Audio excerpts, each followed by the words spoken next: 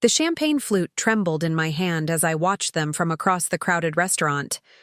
My mother-in-law, Eleanor, was hugging a young woman I'd never seen before, her face flushed with excitement. My father-in-law, Richard, was clapping. My husband, Ethan, on the back with the kind of enthusiasm he'd never shown at our own wedding. The young woman, petite, blonde, radiant, cradled her slightly rounded belly with one protective hand.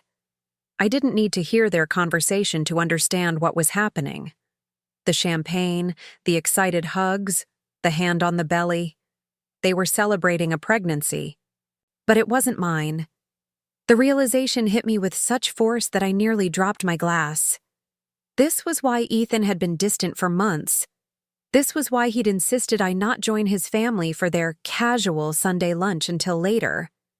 This was why Eleanor had been giving me those pitying looks whenever the topic of grandchildren came up. I stood frozen, watching my husband's family celebrate the pregnancy of a woman who wasn't me. A woman who, based on how comfortably she leaned into Ethan's touch, was far more than just a friend. The hostess who had led me to the private dining area hovered awkwardly. "Ma'am, would you like me to announce you?" "No," I said, surprised by how steady my voice sounded when everything inside me was crumbling. "I need to use the restroom first." Instead, I turned and walked out of the restaurant, each step carefully measured as if I were walking on broken glass. My mind was strangely clear. I wouldn't make a scene. I wouldn't cry. Not here. Not now. As I drove home, one thought crystallized through the shock. If my husband and his family could celebrate the destruction of our marriage with champagne and laughter, then I could dismantle my relationship with surgical precision and absolute resolve. Starting with the family legacy they prized above all else. I felt my phone vibrate in my pocket, but ignored it. Mom was in the middle of telling Olivia about the family heirloom crib that had cradled generations of Blackwood babies and how it would soon be hers to use. I didn't have the heart to interrupt, even though a sense of dread had been building in my chest all afternoon. Vanessa should have arrived by now. "Earth to Ethan," my father said, nudging me. "Your mother asked if you've started on the nursery yet." "No, not yet," I replied. "It's still early."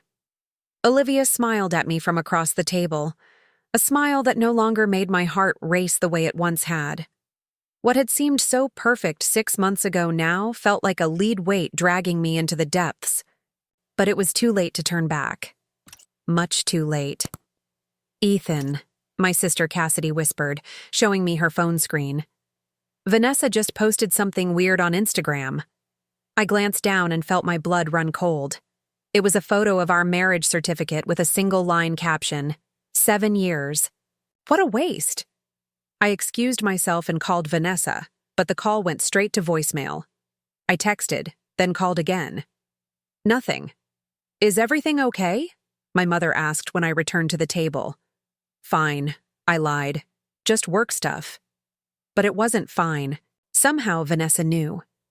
And knowing my wife, the woman I'd promised to love and cherish, the woman I'd betrayed in the worst possible way, this was just the beginning.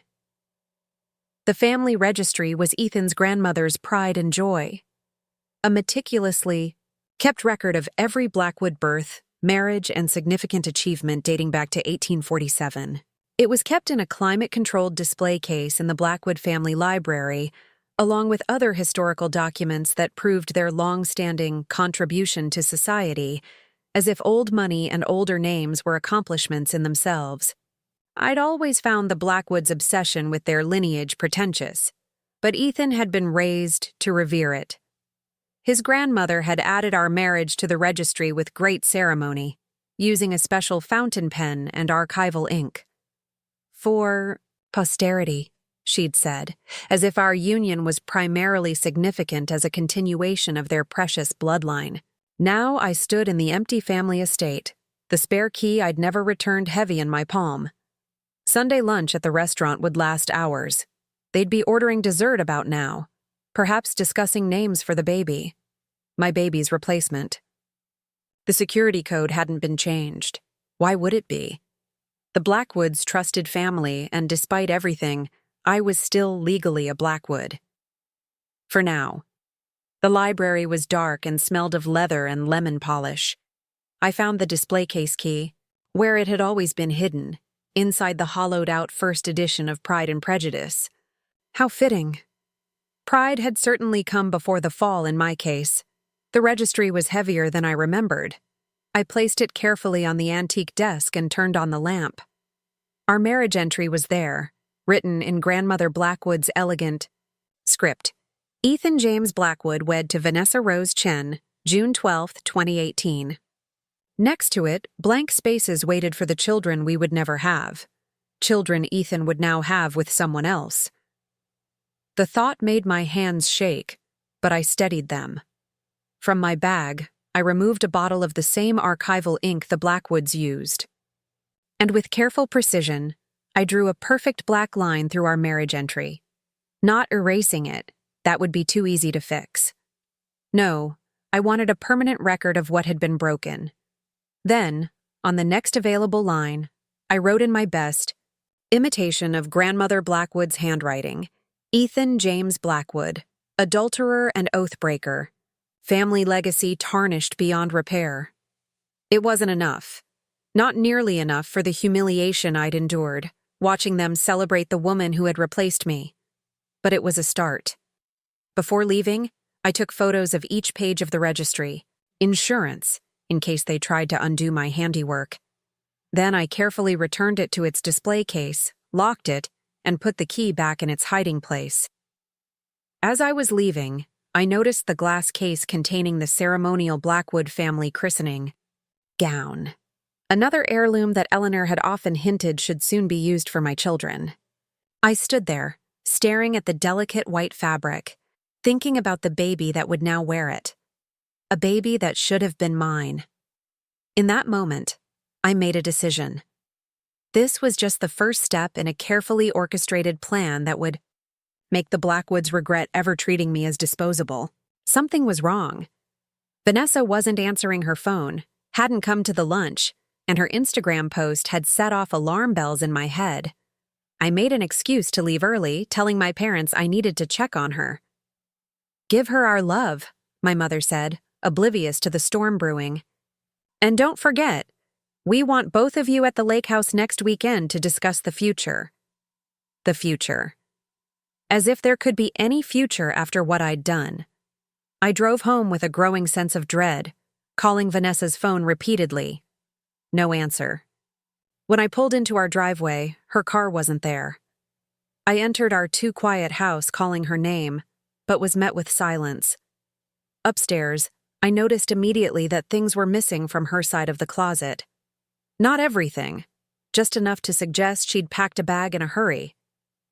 Her toiletries were gone from the bathroom, and the framed photo of us from our honeymoon that always sat on her nightstand was missing. I sat heavily on the edge of our bed, head in my hands. How had everything gone so wrong? 6 months ago, I'd had a momentary lapse in judgment that turned into a full-blown affair. When Olivia told me she was pregnant, I'd panicked. Instead of coming clean to Vanessa, I'd dug myself deeper, convincing myself I could somehow manage the situation without hurting anyone. What a fool I'd been. My phone rang, not Vanessa, but my sister Cassidy.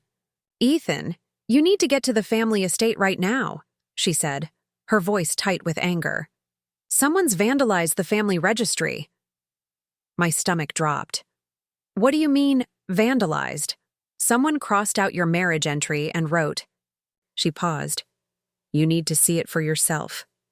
Mom and Dad are on their way there now. They're furious." I knew instantly it was Vanessa. Somehow she'd found out about Olivia and the baby, and this was her first act of retaliation.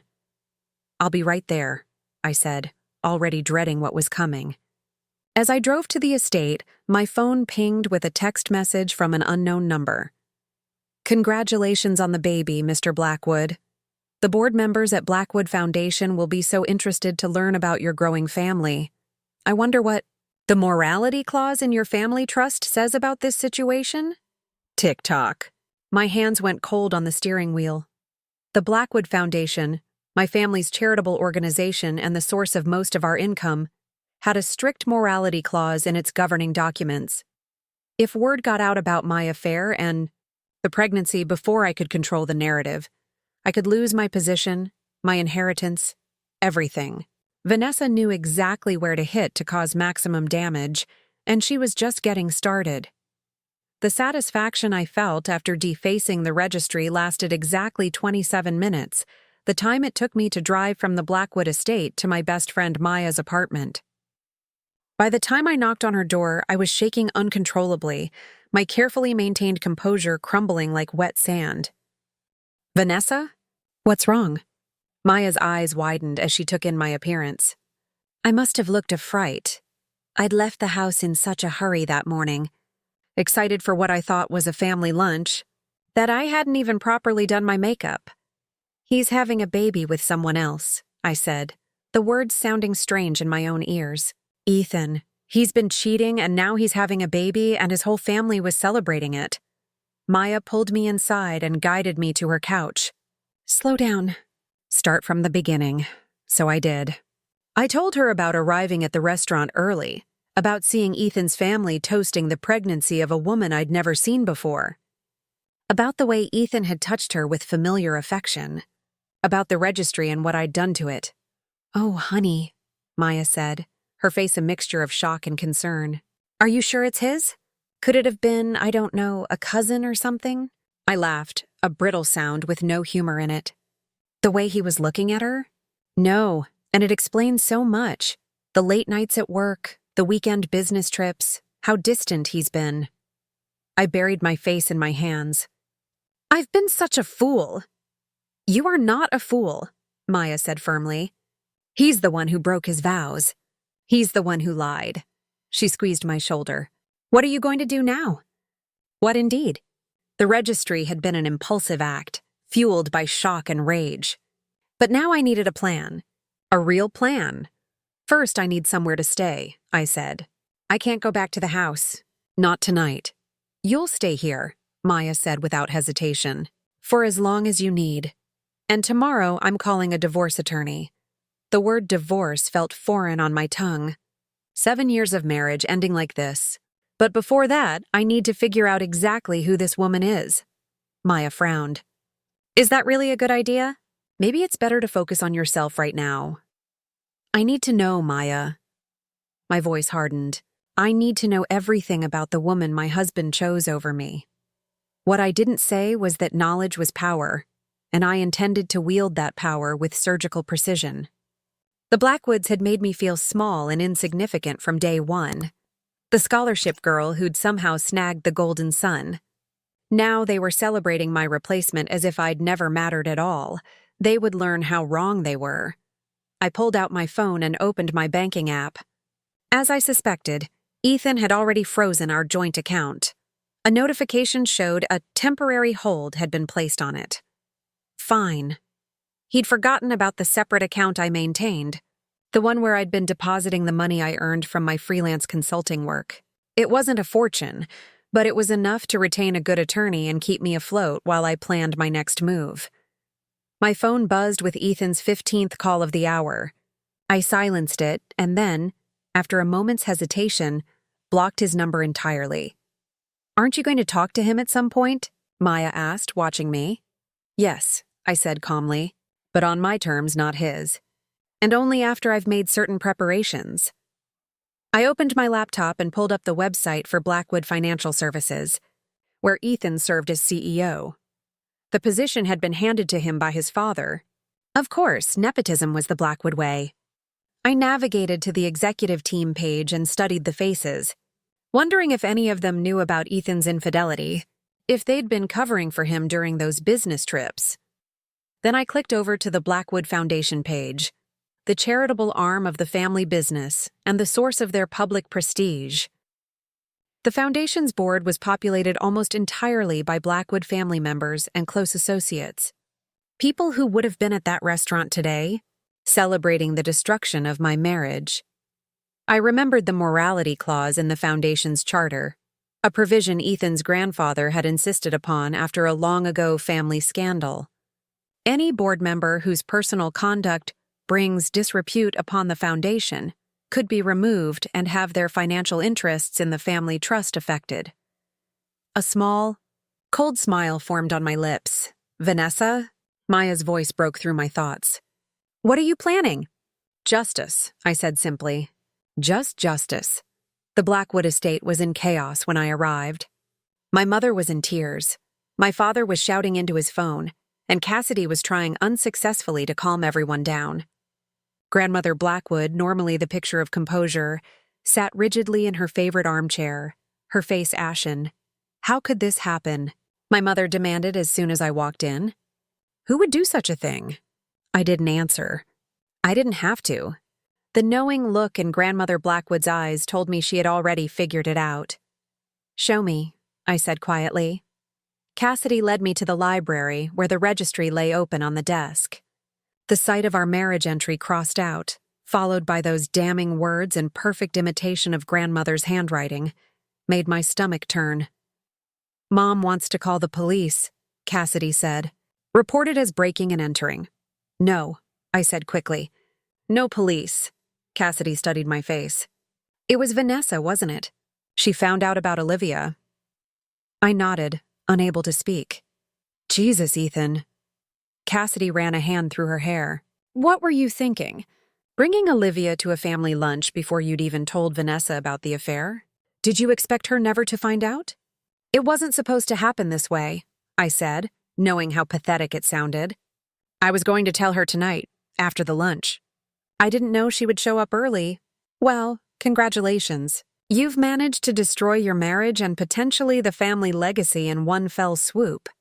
Cassidy gestured to the registry. "Do you know how many professional connections, board positions, and social invitations depend on the Blackwood reputation?" "If this gets out, I know," I snapped. "Don't you think I know that?" My phone pinged again. Another text from the unknown number. "Vanessa, it had to be. I've taken the liberty of forwarding the photos of the registry to my attorney, just in case anyone gets the idea to pretend this never happened. Oh, and tell your grandmother her handwriting was remarkably easy to forge. Almost as easy as it was for you to break your wedding vows." Cold sweat broke out on my forehead. Vanessa had never been vindictive before. She'd always been the peacemaker, the one who smoothed things over when family tensions ran high. But then, I'd never given her reason to be vindictive before. I had to find her, talk to her before this spiraled completely out of control. But first, I needed to deal with my family. "We need to keep this quiet," I said to Cassidy. "No police, no outside discussions. As far as anyone knows, the registry is fine and everything is normal. And Vanessa? I'll handle Vanessa," I said, hoping I sounded more confident than I felt. Back in the sitting room, my father had moved on from shouting on the phone to pouring himself a large scotch. "This is a disaster," he said when he saw me. "If word gets out that someone broke into the estate—" "No one broke in," I interrupted. "Vanessa used her key." "Vanessa?" My mother looked bewildered. Why would Vanessa do such a thing?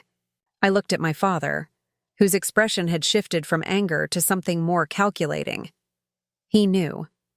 Maybe not the details, but he'd guessed enough. "Ethan has something to tell you, Eleanor," he said, his voice suddenly tired. "Something that explains why we won't be involving the police." All eyes turned to me, including Grandmother Blackwood's piercing gaze. In that moment, I realized I'd been fooling myself for months. There was no clean way out of this, no scenario where I didn't hurt people I cared about. I'd made my choices, and now I had to face the consequences. "Olivia is pregnant," I said, the words falling like stones in the quiet room.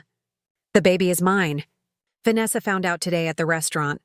That's why she did this." My mother's hand flew to her mouth. "Oh, Ethan, what have you done?" What indeed, that night I barely slept. I lay on Maya's pull-out sofa, staring at the ceiling, my mind racing with plans and counterplans. By morning, I had a clear path forward, or at least the beginning of one. Step 1, secure my financial future. I was at the law offices of Winters & Associates by 8 a.m., having researched them thoroughly the night before. Rebecca Winters had a reputation for handling high-profile divorces with both discretion and ruthless efficiency.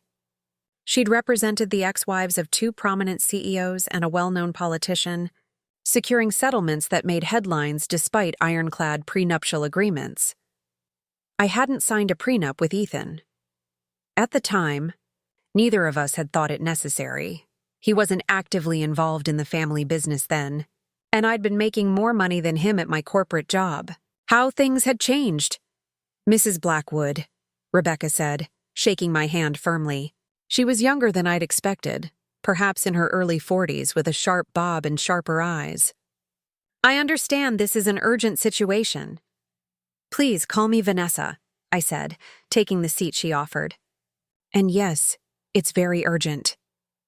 I laid out the facts clinically, as if discussing a business transaction rather than the implosion of my personal life. The affair. The pregnancy. The family celebration. I didn't mention the registry. That was a private act of defiance, not something I wanted in legal documents. Rebecca listened without interruption, taking occasional notes.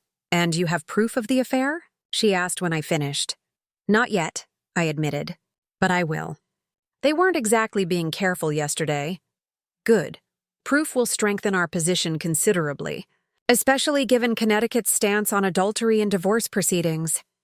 She tapped her pen against her notepad. "Now, what are your objectives? What do you want from this divorce?" It was a good question. What did I want? "Financial security," I said after a moment. "I gave up a promising career to support Ethan's position in the family business. I want compensation for that sacrifice." "Reasonable," Rebecca nodded. "What else?" I hesitated. The truth was, I wanted more than money. I wanted acknowledgement. I wanted the Blackwoods, all of them, to recognize that I had been wronged, that I wasn't just an easily replaced accessory in their perfect family narrative. "I want the lake house," I said finally. Rebecca raised an eyebrow. The Blackwood lake house in the Berkshires was a significant asset, worth several million at least. "It's not officially part of the family trust," I explained. "Ethan and I purchased it together 3 years ago, though his family acts like it's theirs. They even refer to it as the Blackwood Lake House, despite the fact that my name is on the deed too." "Anything else?" I thought of Ethan's vintage car collection, his prized first edition books, the artwork we'd collected together. None of it mattered to me now. "No," I said. "Just what's fair." Rebecca studied me for a moment. "Mrs. Blackwood, Vanessa, in my experience, fair is rarely the outcome in these situations. But I promise you this. I will get you everything you're legally entitled to, and perhaps a bit more. Given the circumstances," she outlined the next steps: filing for divorce, securing temporary financial support, gathering evidence of Ethan's infidelity. It all sounded so procedural, so bloodless when what I felt was anything but.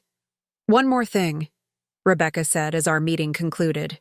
"I'd advise against any impulsive actions during this process. Anything that could be construed as harassment or retaliation could hurt your position." I nodded, thinking of the registry, the texts I'd sent from a burner phone. Of course, but as I left her office, I knew I wasn't done. The legal process would take care of the financial aspects, but it wouldn't heal the wound to my pride, my sense of self. For that, I needed the Blackwoods to feel what I was feeling. Betrayed, humiliated, erased. My phone pinged with an email notification. Ethan, writing from his work account since I'd blocked his personal number. Subject: "We need to talk, Vanessa, please. I know you're angry and hurt, and you have every right to be. But we need to discuss this like adults. What you did to the registry was out of line. My grandmother is devastated. Let's meet somewhere neutral and talk through this. I can explain everything." I laughed out loud in the middle of the sidewalk, startling a passing businessman. "Explain everything?" As if there could be any explanation that would justify what he'd done. But a meeting could be useful. On my terms, not his. I needed information that only Ethan could provide. I typed a quick reply. "Fine. The Davenport Hotel lobby, 7 p.m. Come alone. And be prepared to tell me everything about her." As I hit send, a notification appeared at the top of my screen. a calendar reminder for tomorrow's charity board meeting at the Blackwood Foundation. I'd completely forgotten that I was still technically on the board, a position I'd been given shortly after marrying Ethan. It was largely ceremonial, but it meant I had access to the Foundation's internal communications and documents. A plan began to form in my mind. If Ethan wanted to talk, I'd listen. But first, I had some research to do. The day crawled by in an agonizing blur. After confessing to my family, I'd endured hours of recriminations, tears, and strategic planning about how to contain the situation. My father was primarily concerned with the Foundation, my mother with the family's social standing, and Grandmother Blackwood with the integrity of her precious registry. No one, it seemed, was particularly concerned about Vanessa. She was never really one of us, my mother had said, as if that excused everything. Always a bit different. Those words haunted me as I sat in my office, pretending to work while actually staring at my computer screen, watching the minutes tick by until my meeting with Vanessa. My phone rang. Olivia. I'd been avoiding her calls since yesterday. Ethan? What's going on? You left so suddenly yesterday and then you didn't show up for our doctor's appointment this morning. The doctor's appointment. I'd completely forgotten. I'm sorry, I said, rubbing my eyes. Something came up. A family emergency? Is everything okay? Her voice was thick with concern, and I felt a fresh wave of guilt wash over me. Olivia wasn't a bad person. She was young, naive, swept up in what she thought was a great love story. She didn't deserve to be caught in this mess any more than Vanessa did. Not really, I admitted. Vanessa found out. About us. About the baby. Silence on the other end of the line. Oh, Olivia finally said, her voice small. How? She saw us at the restaurant yesterday, before she was supposed to arrive. I didn't mention the registry or the texts. Olivia didn't need to know how badly things had already spiraled. What happens now? It was the question I'd been asking myself all day. What happens now? My marriage was over, that much was clear. But the fallout could extend far beyond my relationship with Vanessa. If she decided to go public with the affair, if the Foundation board invoked the morality clause, I could lose everything. My position, my inheritance, my family's respect? I don't know yet, I told Olivia honestly. I'm meeting with Vanessa tonight to talk. Should I be there? No, I said quickly, perhaps too quickly. No, this is something I need to handle alone. After ending the call, I leaned back in my chair, exhaustion settling over me like a heavy blanket. How had I allowed things to get so complicated? The affair with Olivia had begun innocently enough. She was a new hire in the marketing department, bright and enthusiastic, full of innovative ideas for the Foundation. Our late-night planning sessions had gradually evolved into something more personal, more intimate. She made me feel young again, unburdened by the weight of family expectations. And then she was pregnant, and suddenly the fantasy shattered. Reality came crashing back in the form of life-altering decisions that needed to be made quickly. I'd panicked, putting off telling Vanessa, telling myself I needed to find the right moment. The right words. There were no right words for this. At 6:30, I left the office and drove to the Davenport Hotel, a neutral location as Vanessa had requested. The lobby was busy with after-work crowds, perfect for a conversation that needed to be private yet public enough to prevent any dramatic scenes. I spotted her immediately, sitting in a corner armchair, her posture rigid, eyes scanning the room with cool detachment. She was wearing her business armor, the sleek charcoal suit and crisp white blouse she reserved for important meetings. Her hair was pulled back in a severe bun, not a strand out of place. She looked like a stranger. As I approached, her eyes locked onto mine, and I felt a chill run down my spine. There was no warmth there, no trace of the woman who had looked at me with love for 7 years. Vanessa, I said, taking the seat across from her. Thank you for agreeing to meet. Let's skip the pleasantries, she replied, her voice as cold as her gaze. I have questions. You're going to answer them. I nodded, bracing myself.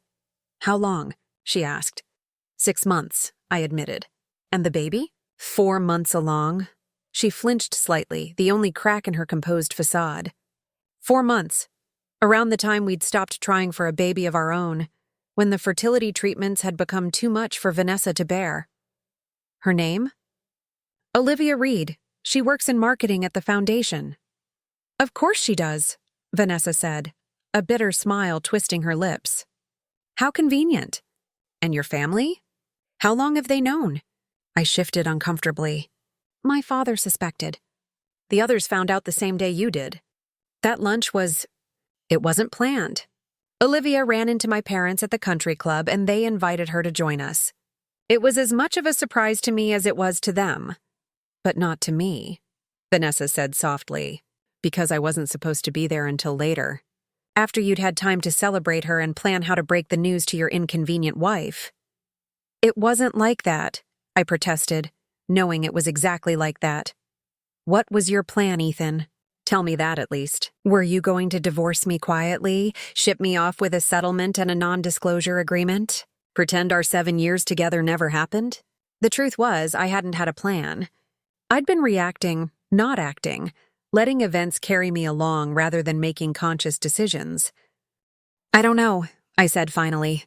I was going to tell you about the affair, about the baby. I couldn't find the right time. Vanessa laughed, a hollow sound that made heads turn at nearby tables. The right time to tell your wife you're having a child with another woman? Please enlighten me. When exactly would that have been? After the baby was born?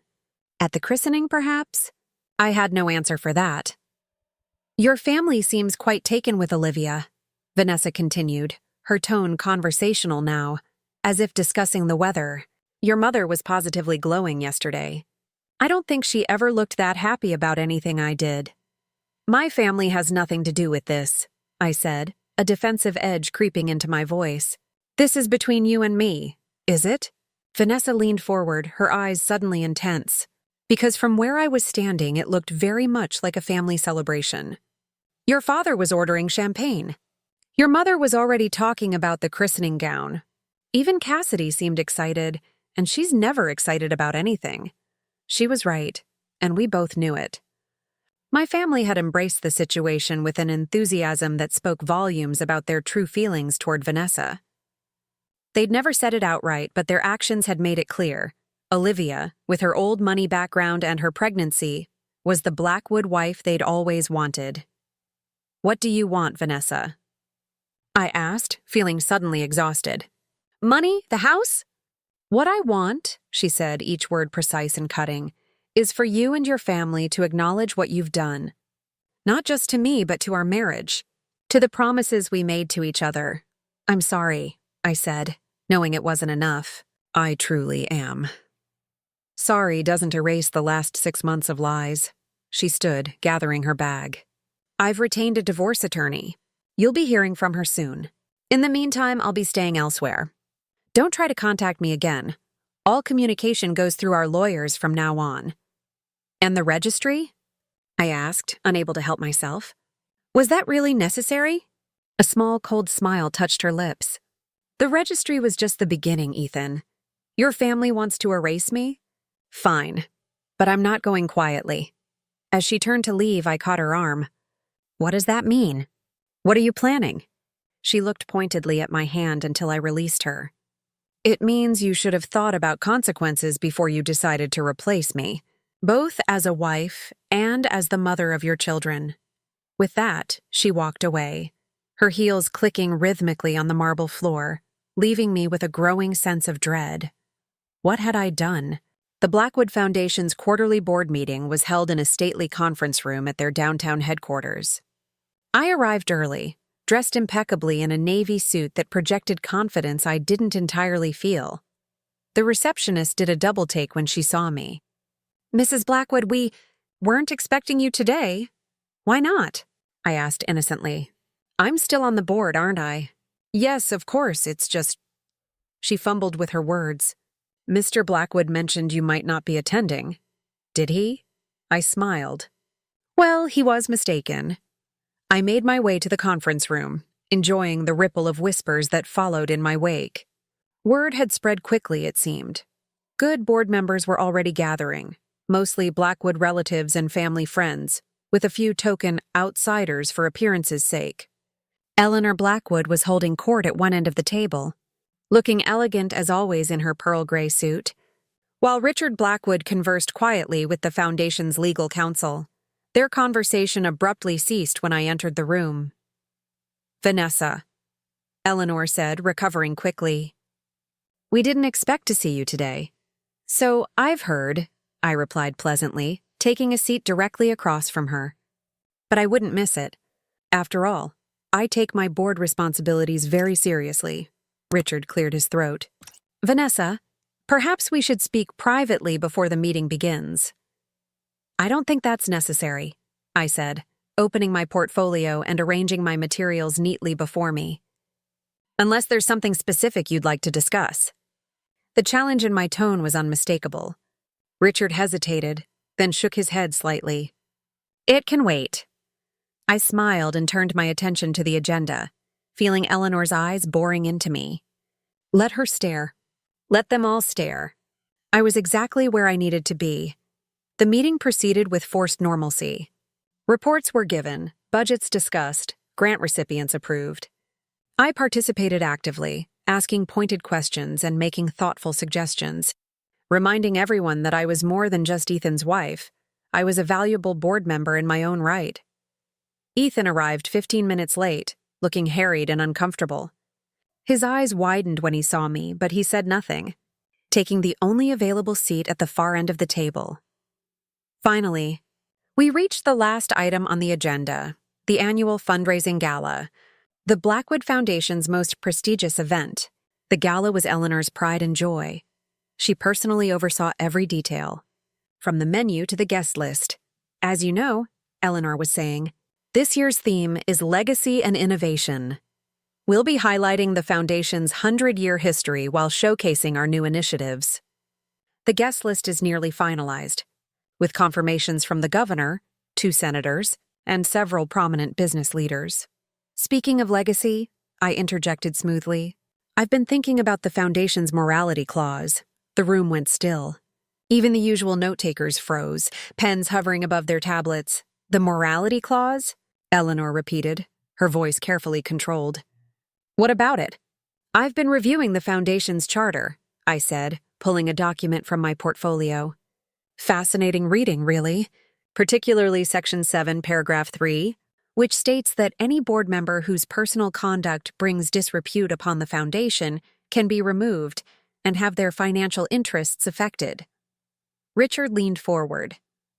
"Vanessa, this is hardly the time or place." "On the contrary," I interrupted, "as board members with fiduciary responsibility, isn't it our duty to ensure the Foundation operates with the highest ethical standards? After all, that's what the morality clause is all about." I looked directly at Ethan, who had gone pale. "For instance, if a board member were engaged in an extramarital affair that resulted in a pregnancy, wouldn't that potentially bring disrepute upon the Foundation if it became public knowledge?" A collective intake of breath around the table. Eleanor's knuckles whitened around her pen. "That's a hypothetical situation, of course," I continued, my voice light. "But worth considering, don't you think? Especially with the gala approaching and so many influential people attending. Imagine the scandal if such information were to emerge at an inopportune moment." "Are you threatening us?" Richard demanded, his carefully cultivated charm evaporating. I widened my eyes in feigned innocence. "Threatening? Not at all. I'm simply raising a point of governance that seems relevant given recent events." The legal counsel, who had been watching the exchange with growing alarm, cleared his throat. "Perhaps we should adjourn for today and continue this discussion in a more private setting." "Excellent suggestion," I said, gathering my things. "I'm available all afternoon. Oh, and Eleanor?" I took the liberty of removing myself from the gala planning committee. I wouldn't want my personal situation to cast a shadow over such an important event. The implication was clear. I knew the power I held, and I wasn't afraid to use it. As the meeting broke up in disarray, Ethan approached me, his face tight with anger and fear. "What are you doing?" he hissed.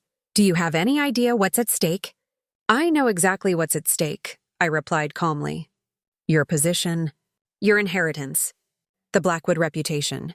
All the things that matter more to you than our marriage. Vanessa, please. He lowered his voice further. If this gets out, if? I laughed softly. Oh, Ethan, it's not a question of if. It's a question of when and how. But don't worry, I'm not planning to go to the press. Not yet anyway. Then what do you want? It was the second time he'd asked me that question. This time I had a clearer answer. I want the lake house free and clear. I want a fair financial settlement that reflects my contributions to your career and this family. And I want a public acknowledgement from you and your family about why our marriage ended. No sanitized press release about growing apart or mutual decision. The truth. He stared at me, disbelief etched on his face. You can't be serious. A public statement? My parents would never agree to that. Then they should have thought of that before they celebrated your mistress's pregnancy in a public restaurant, I said, my voice hardening. You have 48 hours to decide. After that, I can't guarantee how information might leak. I walked away, feeling lighter than I had in days. The look on Eleanor's face when I'd mentioned the morality clause had been worth every moment of heartache. For once in her perfectly coordinated life, she hadn't been in control, and she'd hated it. As I left the building, my phone buzzed with a text from an unknown number. For a moment, I thought it might be Ethan using yet another phone to reach me, but the message wasn't from him. This is Olivia Reed.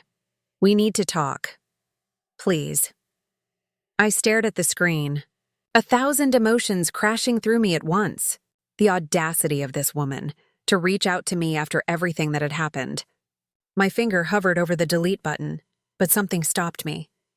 Curiosity, perhaps. Or maybe the realization that Olivia was as much a pawn in this game as I had been.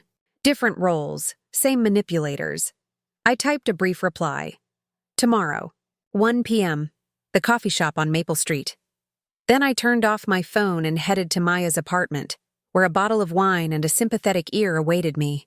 Today had been a victory, small but significant. I'd shown the Blackwoods that I wasn't going to disappear quietly. Tomorrow would bring its own challenges, including a face-to-face meeting with the woman who was carrying my husband's child. The child that should have been mine.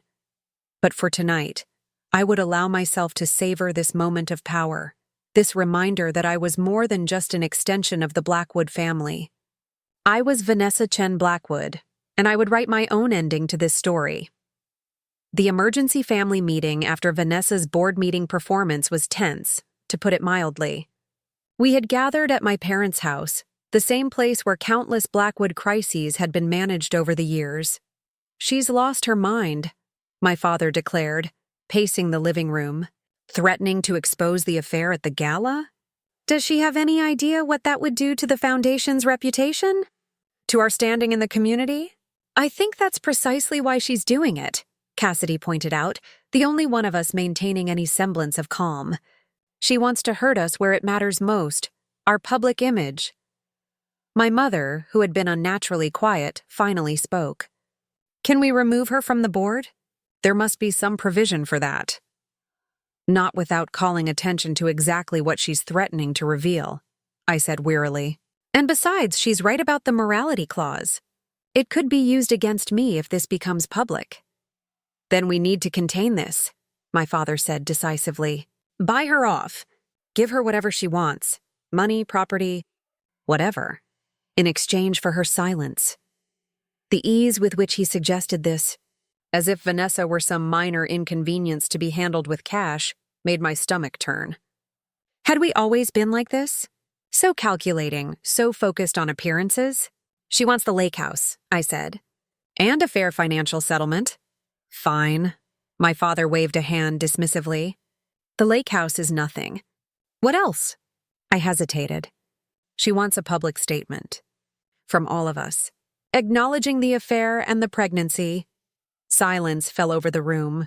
My mother's face went slack with horror.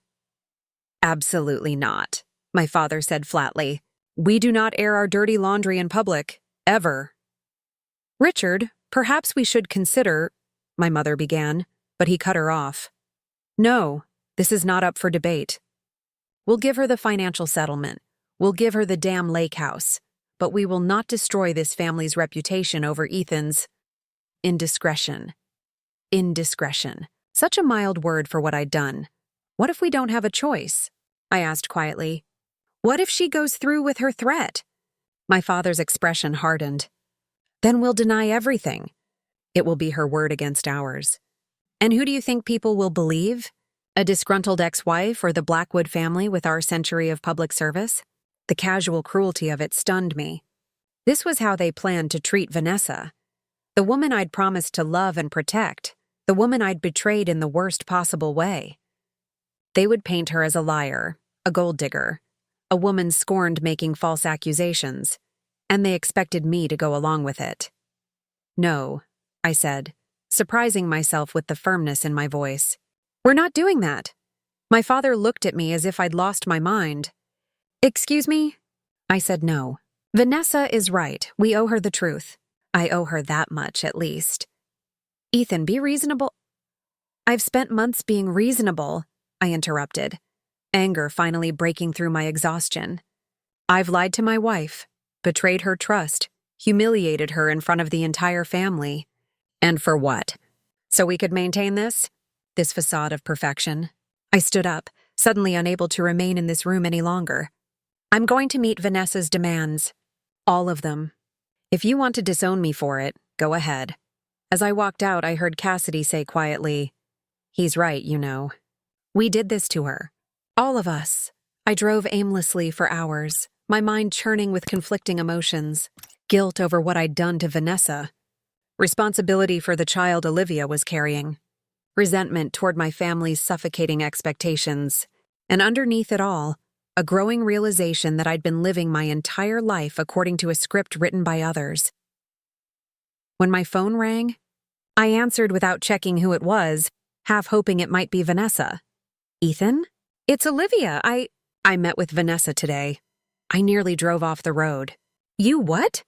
Why would you do that? Because I needed to see her, Olivia said simply. I needed to understand who she was beyond just your wife. And? I asked, dreading the answer. Olivia was quiet for a moment. She's not what I expected. She's stronger than I thought she'd be, more dignified. The description pierced me like a physical wound. That was Vanessa, strong, dignified, even in the face of betrayal. What did you talk about? I asked. Many things. But mostly about how we both ended up here. How we both got caught in the Blackwood family web. Olivia's voice held a new note of resolve that I hadn't heard before. She asked me if I knew what I was getting into with your family. If I understood what would be expected of me as the mother of a Blackwood heir. I pulled over to the side of the road, suddenly needing to give this conversation my full attention. And what did you tell her? I told her the truth, that I thought I was in love with you, that I'd convinced myself our relationship was special, different. That when I found out I was pregnant, I believed it was meant to be. Past tense. She thought she was in love. She believed it was meant to be. And now? I asked, already knowing the answer. Now I'm not so sure, Olivia admitted. Seeing your family's reaction, how quickly they embraced me as Vanessa's replacement. It opened my eyes. They don't care about me, Ethan. They care about the baby I'm carrying. Your mother's already planning the nursery, talking about traditions and legacies. She paused. Vanessa warned me about that. She said they'd try to mold me, just like they tried to mold her. The perfect Blackwood wife. I closed my eyes, the truth of it hitting me with painful clarity. My family had always seen Vanessa, and now Olivia, as accessories to the Blackwood legacy, not as individuals with their own identities and desires. What are you saying, Olivia? I'm saying I need time to think. About us, about the baby, about what kind of life I want? Her voice softened. Vanessa offered to help me find a good lawyer. To make sure the baby and I are protected, regardless of what happens between us. The generosity of that gesture, after everything Vanessa had been through, was almost too much to comprehend. She did? Yes. She said no child should suffer for their parents' mistakes. Olivia's voice broke slightly. She's a better person than either of us deserve, Ethan. As I ended the call, A text came through from Vanessa, not from a burner phone this time, but from her regular number. I've instructed my lawyer to draw up settlement papers incorporating my terms. You have until noon tomorrow to accept. After that, I go public with everything. And Ethan? I mean everything, including the conversation I had with your girlfriend today about the Blackwood family's controlling tendencies. Imagine how that would look in the press. I didn't need to imagine. It would be devastating, not just to the foundation, but to the carefully constructed narrative my family had maintained for generations. The benevolent Blackwoods, pillars of the community, champions of charitable causes, exposed as manipulative, controlling, obsessed with appearances. Another text followed. For what it's worth, I think Olivia is going to be a good mother, better than your family deserves. In that moment, something crystallized within me. A realization that had been building for months, perhaps years. The Blackwood legacy, which I'd been raised to protect at all costs, wasn't worth the destruction it had caused. Not to Vanessa, not to Olivia, not to myself. I typed a simple reply. I'll sign the papers. All of them. Including the public statement. Then I turned my car toward home, knowing that whatever happened next, nothing would ever be the same again. 1 year later, the lake house was peaceful in autumn. Trees blazed with color around the water's edge, their reflections creating a double display of reds and golds. I sat on the dock, wrapped in a thick sweater, watching a pair of loons glide across the surface. My phone buzzed beside me, Maya checking in as she did every few days. How's the writer's retreat going? Finished your magnum opus yet? I smiled. The book was coming along slowly but surely. Part memoir, part guide to rebuilding your life after betrayal. My editor was enthusiastic, predicting it would resonate with women everywhere. Getting there, I texted back. The quiet helps. After the divorce was finalized, I'd retreated to the lake house to heal and reflect. The property that had once symbolized my connection to the Blackwood family had become my sanctuary, a place where I could rediscover who I was beyond Ethan's wife. The settlement had been more than fair, generous even. Ethan had kept his word, signing everything without argument, including the public statement acknowledging the affair and pregnancy. The Blackwoods had been furious, of course, but there was little they could do without risking further scandal. The statement had made local headlines for a week or so, then faded from public attention as such things do. The foundation had weathered the storm, though I heard through mutual connections that donations had dipped significantly. Eleanor had stepped down as chair of the gala committee, claiming health concerns. Richard had accelerated his retirement plans. As for Ethan and Olivia, their relationship had ended shortly after our meeting at the coffee shop. The baby, a girl named Sophie, had been born 5 months ago. Ethan was co-parenting, from what I gathered, living in a small apartment near Olivia's place and seeing the baby several times a week. He'd also left the family business. The last I'd heard, he was working for a small nonprofit focused on education initiatives, a genuine passion of his that he'd never been allowed to pursue under his father's thumb. We didn't communicate directly, but occasionally news filtered through to me via mutual friends. He seemed different, humbler, more authentic. Part of me hoped it was true, that he'd found a way to break free from the toxic patterns that had defined his family for generations. My phone buzzed again, an email this time from my lawyer. The final paperwork transferring the lake house exclusively into my name had been processed. The property was officially completely mine. I stood up and walked back to the house, passing the spot where the Blackwood family photo had once hung. Ethan's parents, grandparents, great-grandparents, all staring down with patrician dignity.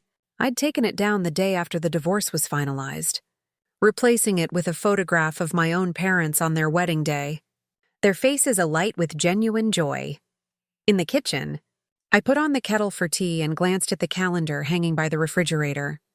October 15th was circled in red, the date of this year's Blackwood Foundation Gala.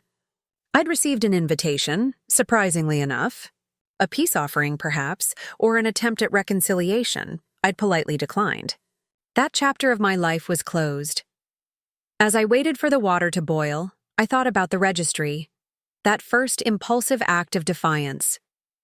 I'd heard through Cassidy, who had reached out to apologize for her role in the debacle, that Grandmother Blackwood had eventually removed the defaced page, replacing it with a new one that simply listed our marriage dates with no further comment. It seemed appropriate somehow. The Blackwoods had tried to erase me, to treat me as a footnote in their grand family narrative. But I had refused to disappear quietly, and in doing so, had reclaimed my own story. The kettle whistled, pulling me from my thoughts. I made my tea and carried it to my office, formerly the Blackwood family study, now my writing space, filled with books and plants and artwork I'd chosen myself. My laptop was open to the manuscript I'd been working on all morning. I sat down and read the last paragraph I'd written. Sometimes the most powerful act of self-reclamation is refusing to be erased. It's standing in your truth, even when others would prefer you to vanish into convenient silence. It's recognizing that your story belongs to you, not to the people who tried to write you out of it. I took a sip of tea, feeling a sense of calm certainty settle over me. The Blackwoods had lost their power over me the moment I'd decided to write my own ending. And while the journey hadn't been easy, I was finally exactly where I needed to be. Where are you watching from? Not as an extension of someone else's legacy, and let's see but as how the far author these of my stories own. reach. With If that this story thought, moved you or I gave began you to chills, type again, give it a adding like, a new chapter share, to a story and that subscribe was, for more at powerful long last, stories. entirely One mine. last thing. Rate the story from 1 to 10 in the comments. Your feedback helps us bring you even better ones next time. Thanks for watching. We appreciate you being part of this storytelling journey.